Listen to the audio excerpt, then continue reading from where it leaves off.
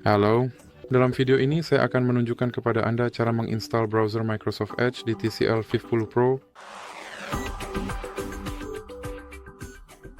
Jadi Anda harus mulai dengan membuka Google Play Store Anda, lalu klik pada bilah pencarian dan ketik Edge.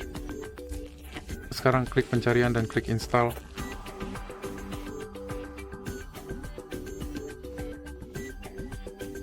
Anda klik buka.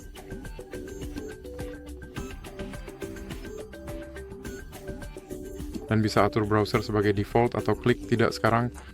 Sekarang Anda bisa masuk untuk menyinkronkan data Anda atau klik tidak sekarang. Anda harus mengonfirmasi pengaturan data dan privasi Anda. Sekarang Anda bisa memutuskan apakah Anda ingin menggunakan notifikasi dari aplikasi ini atau tidak. Browser Microsoft Edge saya sekarang sudah terinstall dan siap digunakan. Itu saja untuk video ini. Jika Anda menyukainya, silakan ingat untuk memberi like dan berlangganan.